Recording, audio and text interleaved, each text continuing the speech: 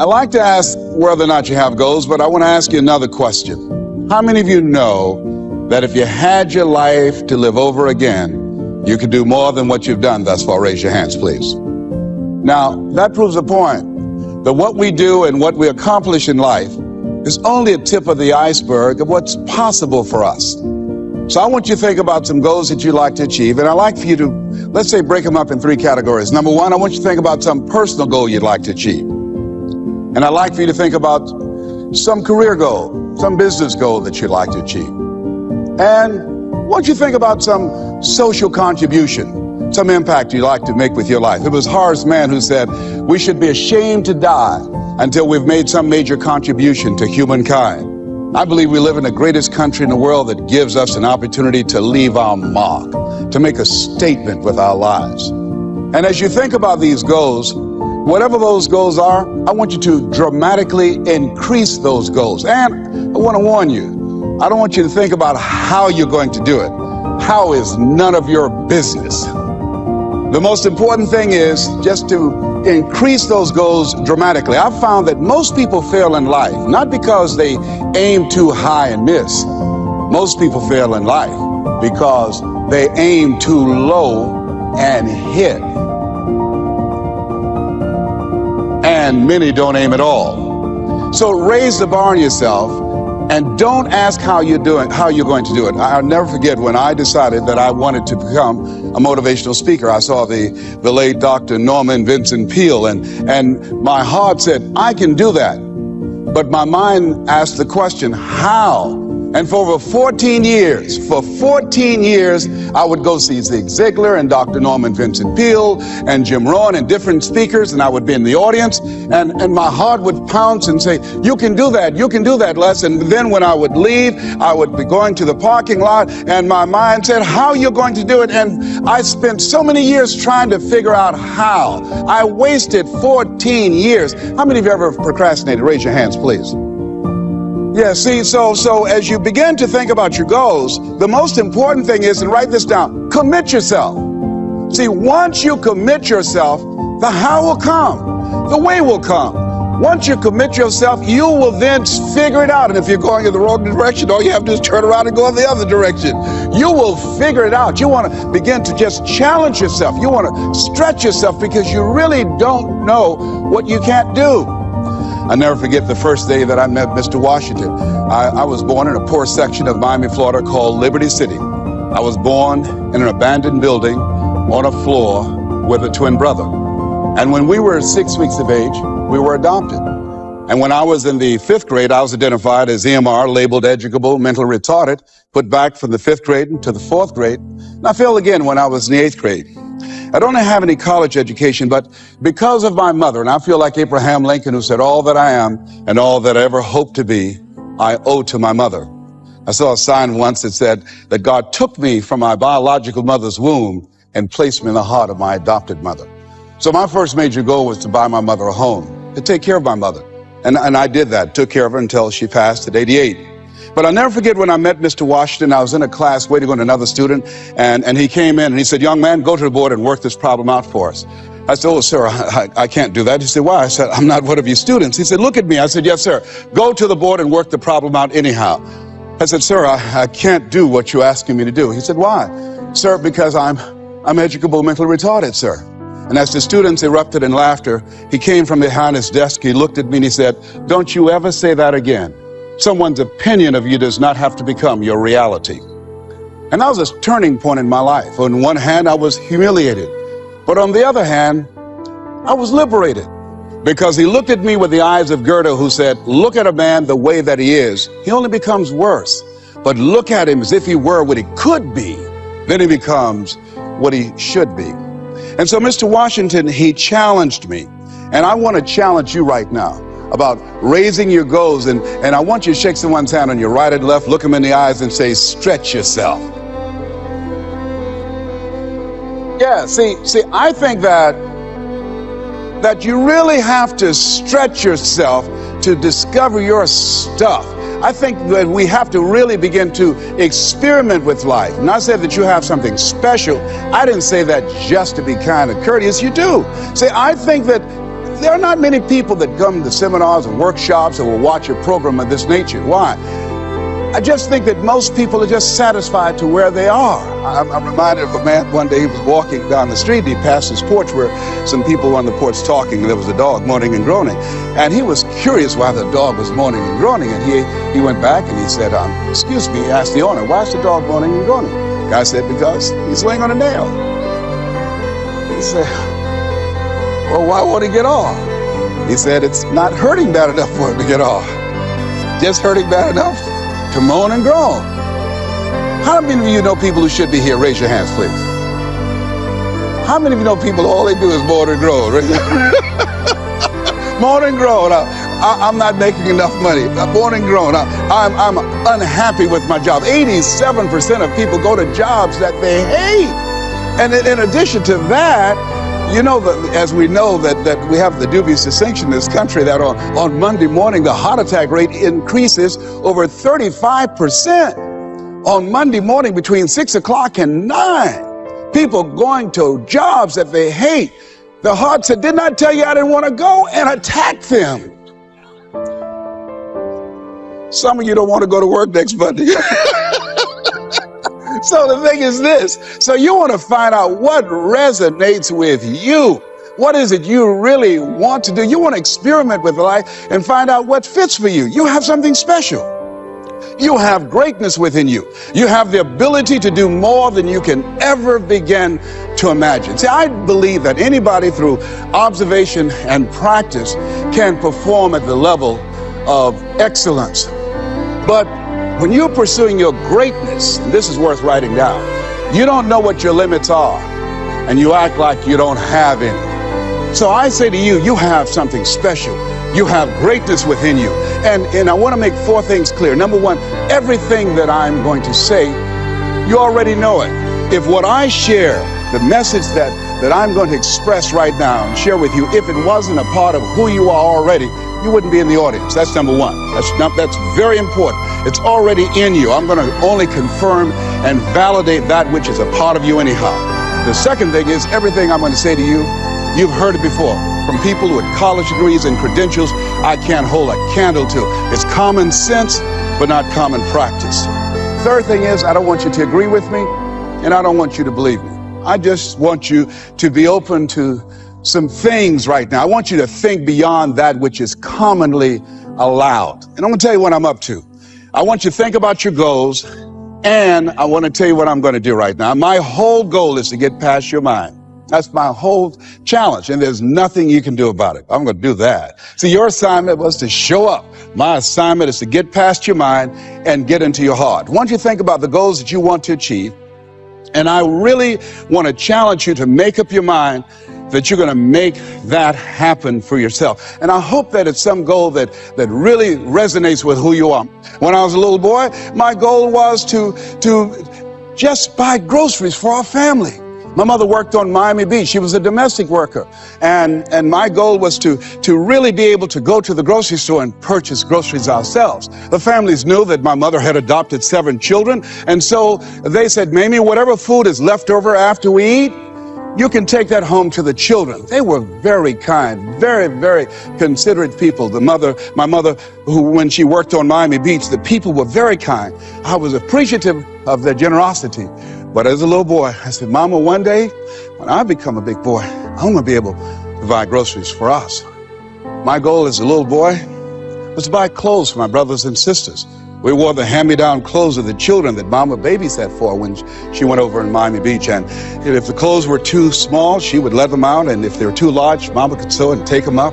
And I'll never forget David Sidursky. His father was very wealthy. Mama worked for him, but David was my buddy. And so his father gave him 2 gifts for his birthday. Gave him a brand new boat, but he also gave him some motivational tapes. Earl Nightingale, I'll never forget. So he said, David, man, let me tell you something. When I die, you're going to get everything. I want you to listen to these tapes. And when his father left the room, David threw those tapes in the wastebasket. I said, David, can I have those tapes? He said, yes. I said, man, your father said, if you listen to these, you can get more and do more than what he's done. He said, look, I'm going to get everything anyhow. Go ahead, take them. I told my children, I'm not leaving them anything. You know, if I had a quarter and thought I was going to die, I'll swallow it.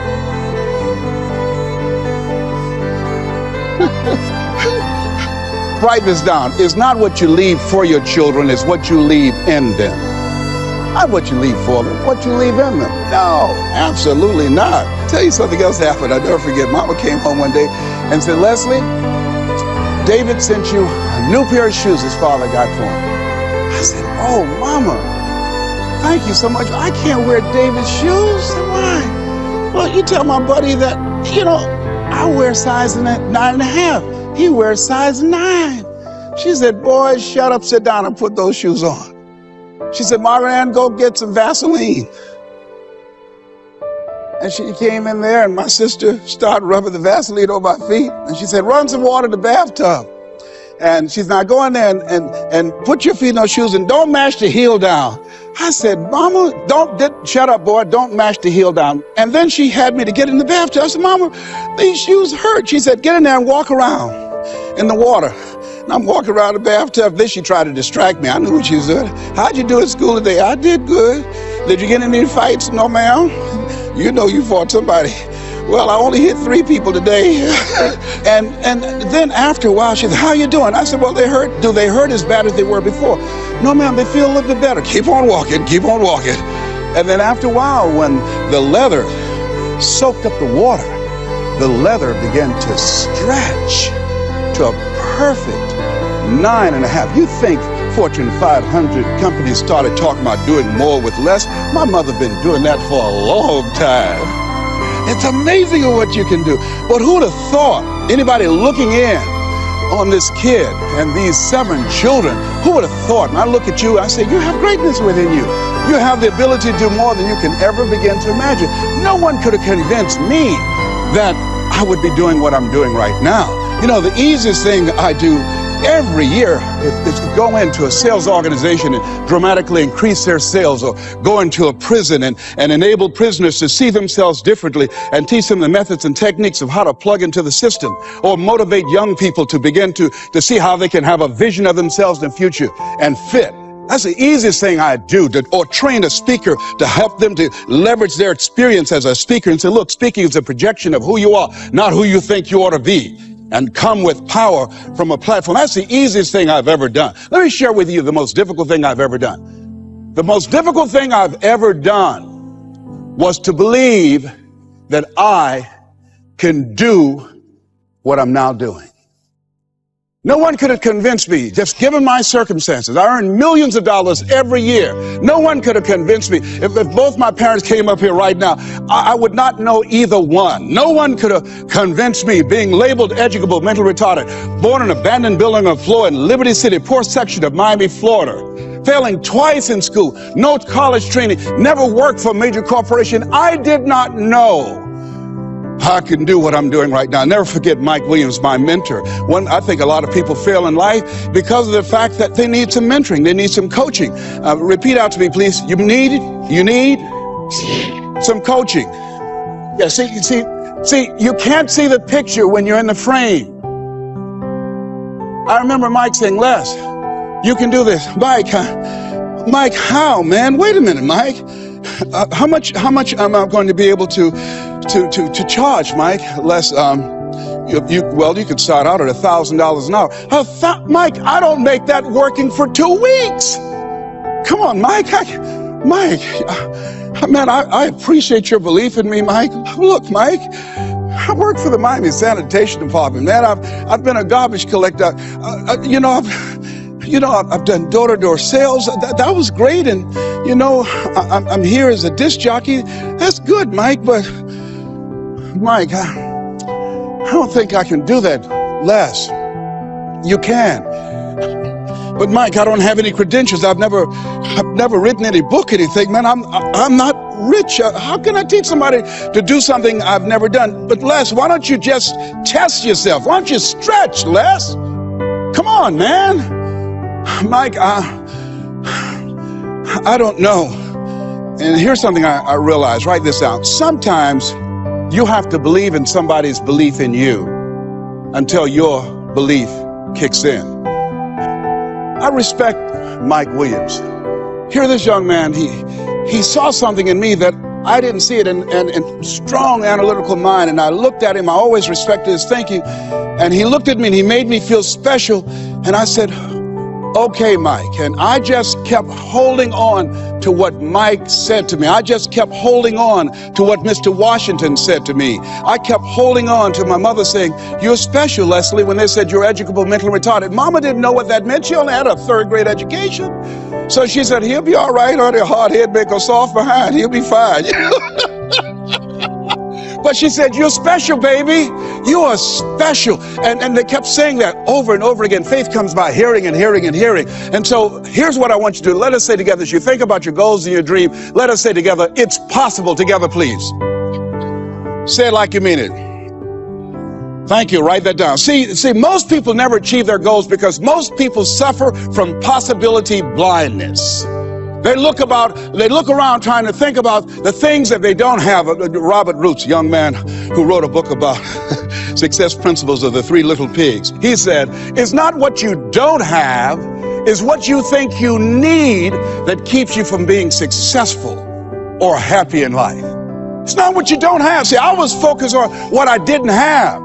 Don't have a college degree, don't have any credentials, never worked for a major corporation. I was focused on the negative things. It said negative things are the things that you see when you're not focused on your goal. What do you come with? What is it that you have within you that you showed up to bring? Hey, Les, you don't know, but my dream is a long shot. A friend of mine, Dexter Yeager, said when the dream is big enough, the odds don't matter. I'm reminded of a great man when I was reading Time magazine talking about some of the great minds of the last century. They didn't mention his name, Dr. Howard Thurman, one of the mentors of Dr. Martin Luther King Jr., and also an advisor to Mahatma Gandhi and Albert Schweitzer. And he said, the ideal situation for a man or woman to die is to have family members standing around their bed praying with them as they cross over. But imagine, if you will, being on your deathbed and standing around your bed, the dreams given to you by life, the ideas that you never acted on, the talents, the gifts, the abilities that you never used. And there they are, standing around your bed, looking at you with large, angry eyes, saying, we came to you, and only you could have given us life. And now we must die with you forever. And the question is, if you died this very moment, what will die with you? What dreams? What ideas? What talents? What leadership potential? What greatness that you showed up to bring? That you allowed fear or procrastination to hold you back? Perhaps that's why Henry David Thoreau wrote the words, oh God, to reach the point of death, only to realize that you've never lived, only to realize that you've never scraped the surface of your potential. Repeat after me, please, with power, feeling, and conviction. I refuse to die an unlived life. Yes, shake someone's hand on your right and left and say, live your dream. Yeah, I think we should all resolve. I refuse to die an unlived life. Don't worry about the odds. You survived 1 out of 40 million sperms. You will never have those odds again. You beat those odds, you can win anything. Here's something else stop most people. You know what it is? Failure. Let us say together, I will fail my way to success. Yes, write that down. I will fail my way to success. See, 8 out of 10 millionaires have been financially bankrupt. 85% of people allow their fear of failure to outweigh their desire to succeed. And I believe that the reason that most people go so far in life, and stop, Maya Angelou said it best. She wrote a poem. She said that most people go so far in life and then they park. They pull off the highway of life. Especially when they get some hits, especially when they've been rejected, especially if they have an illness, especially if they lose something, they park. And I take it further. They don't even turn on their emergency lights. It's not because that they are broken down. They don't want anybody to stop and say, hey, look here, I've got some jumping cables in my trunk. You need a jump? Hey, look here, there's a service station ahead about 3 or 4 miles. I have a can. I can take you up there and get some gasoline. Oh, no, I'm just fine. I had a talk show once, and highest rated, fastest canceled talk show in the history of television. Well, at least I had one. And I was excited. You know, when time I came into television years ago, television was based upon conflict and controversy. So I said, I want a solution-oriented talk show. First concept of that kind. High ratings. And the syndicators say, you just got lucky. Come on, let's do these other type of shows. You can be a Jerry Springer. Oh, no, that's not why I came here. No, I believe that we live in the greatest country in the world where we should hold ourselves to certain standards. I'm not going to come here and sell out on who I am. I'm not going to compromise. I'm not going to lower my standards for you. No, that's not why I showed up. And so they fired me. Security walked him out. I said, I can walk by myself. But let me tell you what happened. I took a hit and I parked. It wasn't that I didn't have the ability to do more. My concept was good. But what happened when I took the hit, when they canceled the show, I canceled myself. When they said the show is going to be taken off television, it won't work, I told myself, Les, you can't succeed in television.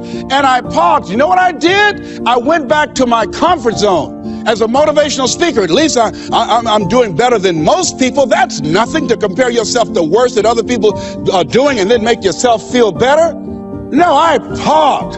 I didn't have my emergency lights on. I didn't want to show up on the radar. I parked. You know how long I parked? I parked for 10 years. Do you hear me?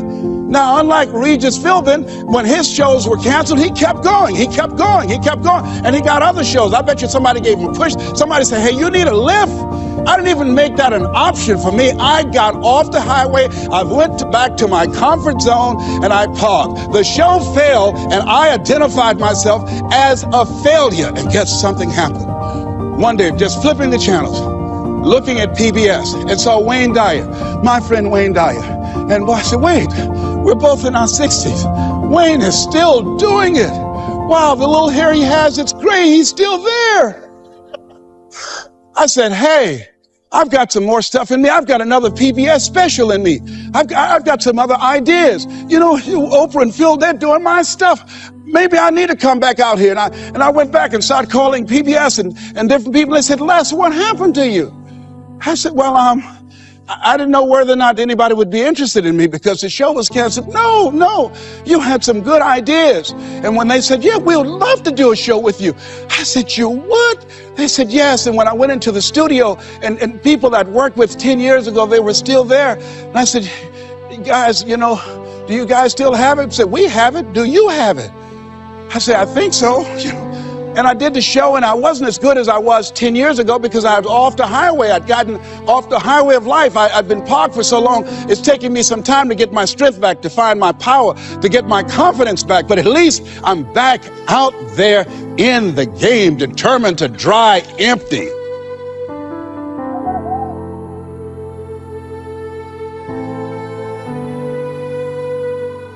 So I say to you, see, I only attract millionaires or millionaires in training. Just gonna get that in a minute. You have something special. You have greatness within you.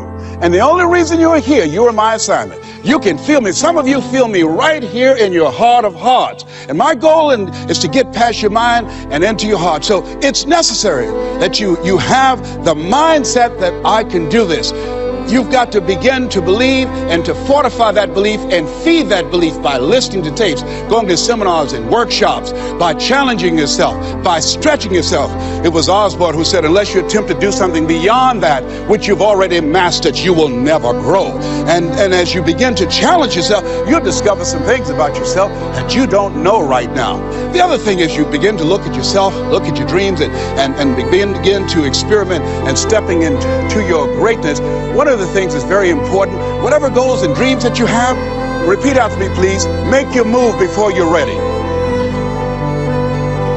had Price Pritchard, who's a great motivator and trainer, said, make your move before you're ready. We're instructed in life to walk by faith and not by sight. See, you want to really begin to stretch yourself. You want to become a risk taker. You want to raise the bar on yourself. Most people won't do that.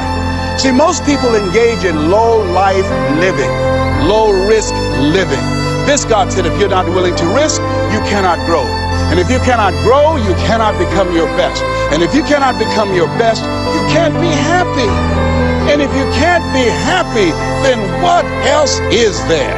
I like what Helen Keller said, life is short and unpredictable. Eat the dessert first. And so you want to begin to take some chances. You want to begin to challenge yourself and make it okay to fail and learn from your failures. Don't allow fear of failure and the allure, the attractiveness of playing it safe in life to draw you in. You can't get out of life alive. You got to die to leave here. And I want you to write this down. Resilient, purpose-driven mindset.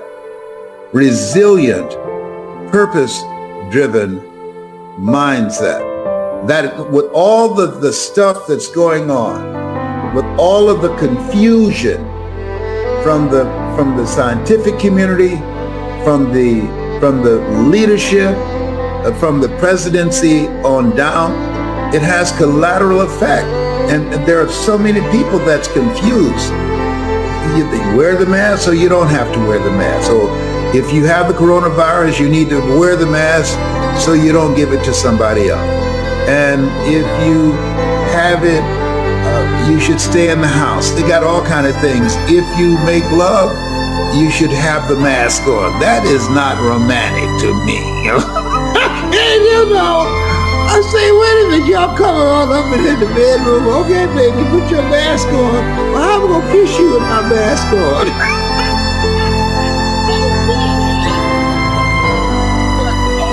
You know, all this stuff going on, and you could die from talking to somebody with a mask that's held under their nose. You know why my hair is like it and I'm looking like Kid and play like Kid from House Party?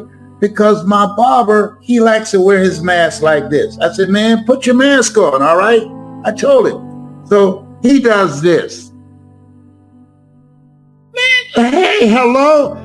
Habla español, English? What? Come on, have I told? Put your mask on, cover your mouth. I know your breath kicking like Bruce Lee, but cover the nose too. It's, I mean, about to make me lose my mind over here. So I decided I'm not going through that. I'm not going through that. I'm not coming out the house till 2027. And I work on myself. I got some new squirrel friends. I'm bilingual. I speak squirrely. And I listen to motivational messages first thing in the morning. You want to listen to my voice. Go on YouTube. Find Les Brown speaking in the Georgia Dome. Find Les Brown. It's possible. And I tell the story about the bamboo tree.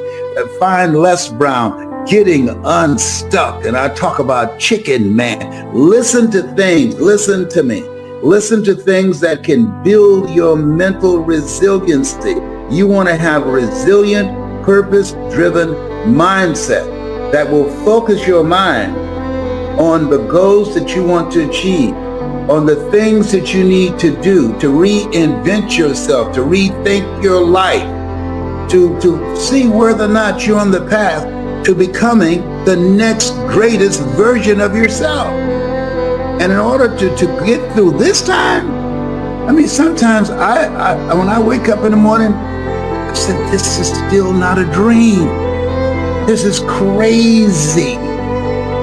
People, I'd like to come by and see you. Is that right? Okay, I'm on the first floor. We can talk through the window. I mean, just think about this. Every day when I see people with masks on looking outside my window, seeing the squirrels jumping from one tree to the other. They never lose their footing. That's why I learned squirreling. Tyrone, he's leading everybody. He's introducing everybody to me. He's the most motivated squirrel in my neighborhood. Les Fowler's about to do his StreamYard or another Zoom. My kids say I've been in the house too long. I'm suffering from cabin fever. Whatever. So read 30 to 40 pages of something positive every day. Drill yourself. You say, well, I've listened to it. No. Listen to it until you're manifesting results. Faith comes by hearing and hearing and hearing. So in order to develop that resilient, purpose-driven mindset, you want to listen to the messages over and over, take notes on things that jumps out for you and become the embodiment of it and develop that kind of mindset and how you carry yourself and how you face this thing called life. Faith not tested can't be trusted. So you got to have faith in yourself. But we're being tested right now. If you've never been tested, listen to me. No test, no testimony. Faith not tested can't be trusted. It's easy to have faith when things are going great. When the kids are acting like they have good sense. When you have a job, you have money, you have your health. Oh, no big deal there.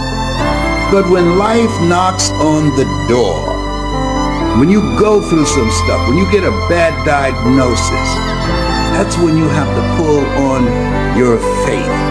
That's when you have to be resilient. I've got a saying, and all of you know it. Life knocks you down, try and land on your back. Because if you can look up, you can get up. Now, here's the other thing that's very important. As you look at yourself, you want to master at least three things. Three things. Multiple streams of income. Three things.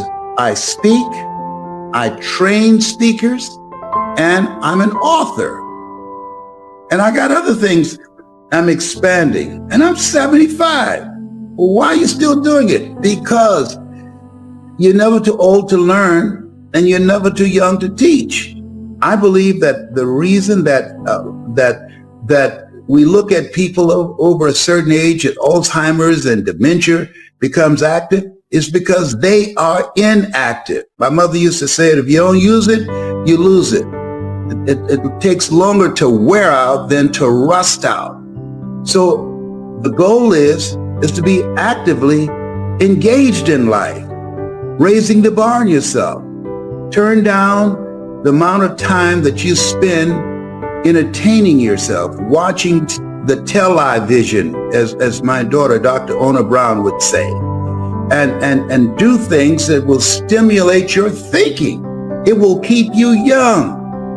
Just because you're 75, chronologically don't mean that you have to look 75. No. And so I decided just because I'm 75, you're not going to count me out. I'm still here. I'm going to be engaged in this thing called life because I have not done my best work yet. You have not done your best work yet. Every day is the best day of your life, as Orrin Hudson would say out of Atlanta, the chess master. Why? Because if you don't believe that, try missing a day. Every day is the best day of your life.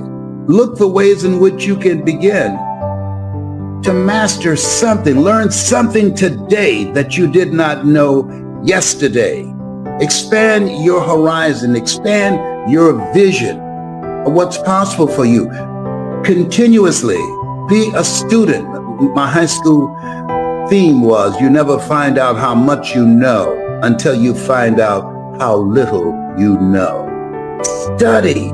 The people that are going to make it today are looking at the various trends. They're going from mindset mastery, learning 3 things that they can master to create non-performance income, and they're studying continuously, learning things that they can get at the end of their fingertips on the internet.